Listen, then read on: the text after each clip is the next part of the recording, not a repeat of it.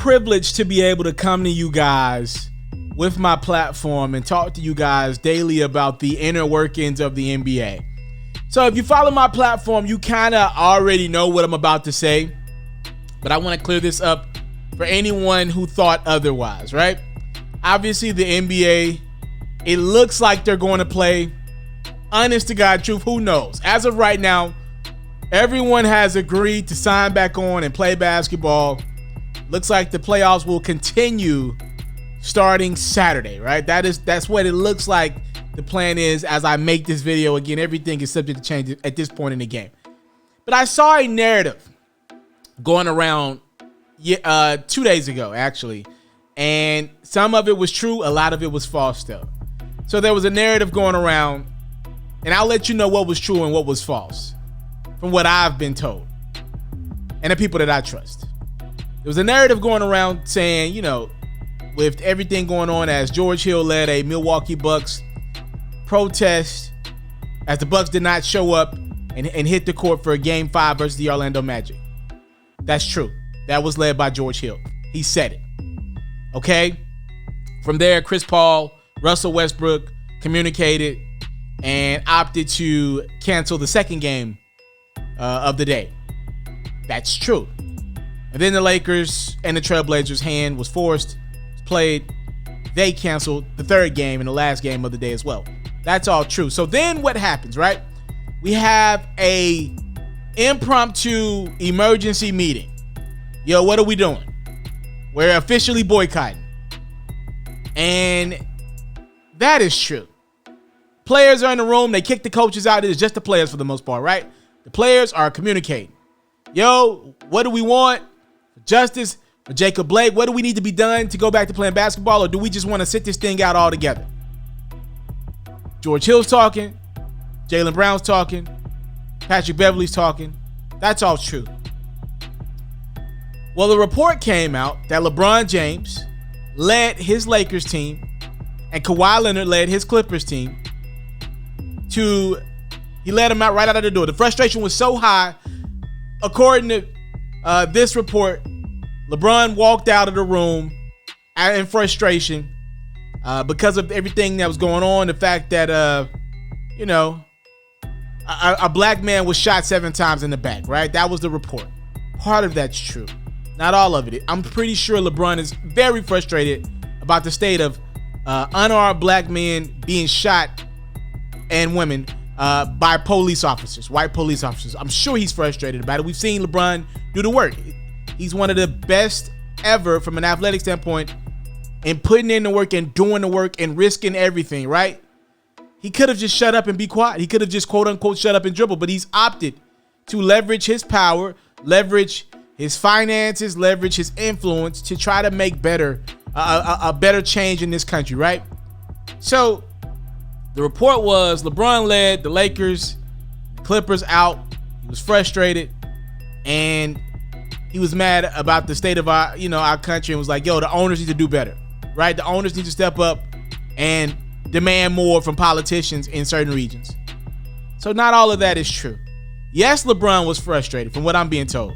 Yes, LeBron stormed out. Yes, the Lakers and the Clippers both said, you know what, we're done. But I'm seeing people online say, that's LeBron doing it again, being the greatest to ever do it. Social media activist of the decade, LeBron, the next Muhammad Ali with activism.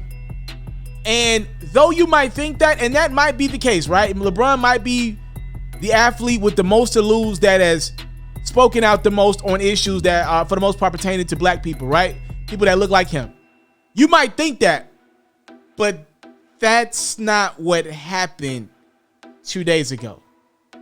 Here's what happened. You can run with whatever narrative you want to run with. I'm going to tell you the truth, though. What really happened is, yes, LeBron was frustrated and walked out and went and played Madden and 2K. He got on the video game afterwards. He started on Madden, and then a couple of the Lakers teammates, including Quinn Cook and Anthony Davis, they were so frustrated. They was trying to calm LeBron down. Everybody was frustrated. They got on NBA 2K, and they were actually playing. They were playing the 5v5, right? They were doing the scrimmages, right? the runs, right? Yes, that happened. But LeBron was frustrated because of what had just transpired. Chris Paul, president of the Players Association, Andre Iguodala, VP, Players Association. There was an understanding amongst the players when they opted to do this thing, right? Like, if we're going to make a decision of that magnitude, we're going to do it together. Obviously, that was before Jacob Blake got shot 7 times in the back by a police officer in Wisconsin. But there was an agreement amongst the players like, yo, we're going to do this together, right? I don't think LeBron was upset that George Hill opted to lead the Milwaukee Bucks in protest, but the fact that it caught everybody off guard. I mean, these dudes were going to play in a few hours. The Lakers were going to play that night.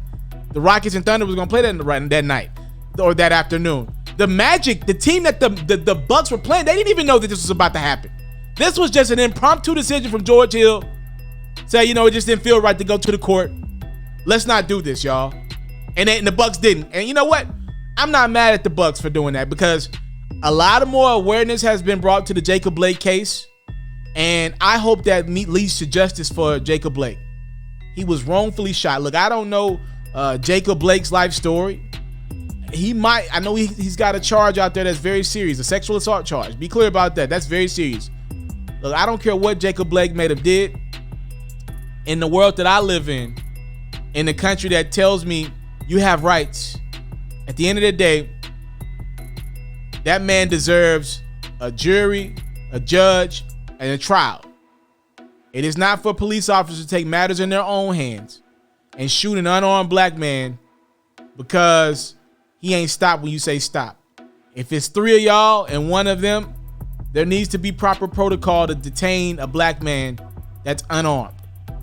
If you can't do that when it's 3 of y'all against Jacob Blake, 4 of y'all against George Floyd, like 10 of y'all against Mike Brown, maybe y'all don't need to be police officers. Like, if all you got is your gun, what's the difference between you and somebody in the streets? If that's your only mechanism, if you don't have any other traits, you're not a cop. You're just a person with a gun and a badge. That's all. And privilege. So I'm not mad at what happened.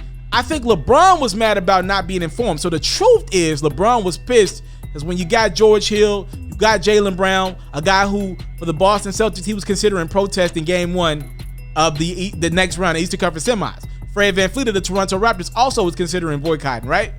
You got these 2 good guys, 3 guys, 4 guys, however many guys that share the same beliefs with George Hill, Jaylen Brown, that we shouldn't be playing basketball at all right now, right? You got guys that share that belief system. LeBron is asking these dudes in a closed setting like, yo, okay, so now what? See, here's where you lose a guy like LeBron, and you definitely lose a guy like me. If these players opt to leave the bubble in Orlando, what's next? You lose your voice. LeBron James got a voice no matter where he's at. He's the most popular athlete of this generation. He's trying to convince you, the younger athletes, yo, you might have some money, but you don't have no voice without that product. Your talent is your voice. That's your voice. It's your talent. There's hooping going on. Obviously pre-COVID, there was hooping going on in every YMCA in America. Hooping going on at LA Fitness. Hooping going on in the streets everywhere, right? The thing that makes these guys so powerful is that they're the most elite at what they do. They're the best of the best. Most of these guys can dunk. They're cool. These kids want to look up to them, be them, right? That's what makes these guys so cool. That's what makes these guys trendsetters. That's what makes these guys have so much influence and power. You stop playing basketball because if you don't finish this season, there will not be a next season. You lose that power with every day that passes by. I think LeBron was upset because he's like, yo, I done told y'all this before. I want justice for every black man or woman that's killed or shot unjustifiably by the police, right? But there's a way to do it by still playing basketball. We can do both. Use that power. You use their voice. If you got to boycott for a day, a game or two to interrupt the money, I get it, a week or so, maybe even whatever, right? But don't do it, just don't do it out of the blue and not let the players know. Players shouldn't have been blindsided by that. That's what LeBron was upset about. That's why he stormed out and said, you know what? And I think LeBron wanted to call these guys bluff. If you watch my video from the other day, you kind of already heard me touch on this in better detail. LeBron was like, all right, y'all really want to stop playing? Y'all don't think we're supposed to be here? You know, all right, I'm gonna roll with y'all. All right, I'm done. Kawhi was like, you know what? Me and my Clippers team, we done. Unofficially, we done, right? Y'all say y'all want to be done. Let's do that. Let's do y'all plan. I told y'all that's wrong, but since y'all want to go down this path, let's do it. Let's do it. And let's see where this gets us. I told y'all what they gonna do, but let's do it. I'm with y'all. I'm gonna ride with my guys. I think that's what LeBron James' approach was, and that's why he was so frustrated, because George Hill, all due respect to George Hill, bro, you made a decision. You're not important enough to be making a decision like that. You're not. And emotions are high. And let me be clear, like I got a partnership with the NBA. I get money with the NBA now. Like, let me be clear about my stance. Like, I was riding with my black brothers. All right? I'm riding with the athletes of the NBA. Like, what has happened over time, what I've seen what's happened is, like, what I'm watching, it's actually happening in real time right now. The NBA is kind of becoming the leaders of this movement. You know, at one point in time, athletes were sparingly used in movements. I'm watching the NBA kind of take the lead of this thing now. And it, you know, I think there could be a lot of great done with that, but I also want politicians. I want black activists that live this, leading the movement, right? But what I'm noticing is, and what I think these athletes are noticing is, the people don't listen to some of the political leaders that are spewing out facts, spewing out information that people need, trying to get people to register to vote, informing them on what's really going on in America. People don't want to hear it from them. But if I can give you, 50% of what that politician said, because you think I'm cool, because I provide a service for you, because I provide entertainment for you, there's a better chance of you hearing it come from me than you would a career politician or a career activist, because you don't like their approach. It's more digestible when it comes from me, because you know my story, you know what I do for a living, you know me, right? You're a fan of me, you're a fan of my team, you're a fan. So I think what we've seen is the athletes have become the forefront of the Black Lives Matter movement, and I'm pretty sure, you had these athletes in this bubble in Orlando. The first thing you see when you look at that court in the bubble is you see Black Lives Matter on the court. And I do believe a lot of athletes were thinking in their hotel rooms. They got nothing but time to think. We heard Paul George speak about his mental health a couple days ago. You think he's alone in that? I promise you he's not. I promise you there are multiple athletes dealing with mental health issues. Now, if you're saying, you're a privileged athlete, deal with that, I'm with you, right? Like, things are really bad for a lot of Americans right now. If you're telling me, these athletes should be able to deal with being away from their family for a couple months, you're playing basketball for crime's sake, I'm with you, right? I'm there with you. But the reality is a lot of those dudes are battling with mental health issues right now. I'm sure they were in the bubble thinking to themselves like, we done came here anyways, despite what was going on with George Floyd in our country. And we promised that we would keep these issues on the forefront.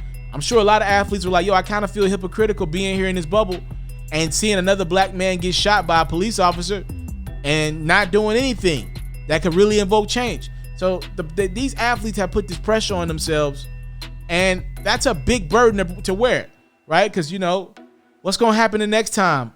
There will be a next time, because racism is real. There will be a next time a white officer unjustifiably shoots a black man. Are they going to sit out again? Are we going to be on the same page? These are real things. These are tough issues where billions of dollars are on the line. People's reputation is on the line. Like, people are like, I got to go home to my family. I got to look my friends, my day ones in the eye. My community look up to me. Their respect of me means something to me, right? What they think about me, that means something to me. I got to be able to look these folks in the face and say, I'm proud of who I am. You're putting a lot on these athletes. And I think a lot of that led to the boycott. And I think LeBron's frustration was more or less with, yo, y'all ain't gonna tell us what y'all doing. Like, we can't make this decision as a collective. And maybe LeBron wanted to be the guy to come out with that statement. Maybe there's a little bit of jealousy in that. Maybe Chris Paul wanted to be the guy to come out with. I think that's fair. I don't know that to be true or not.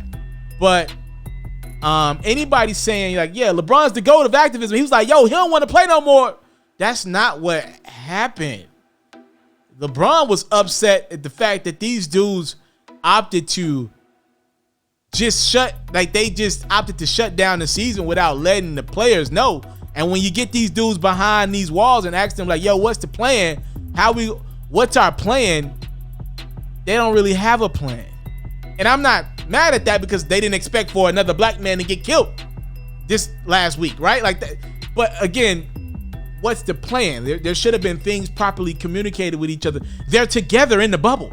They can have meetings, right? Like, so y'all let me know what y'all think about this crazy story. Again, as of right now, the NBA is set to resume, most likely Saturday.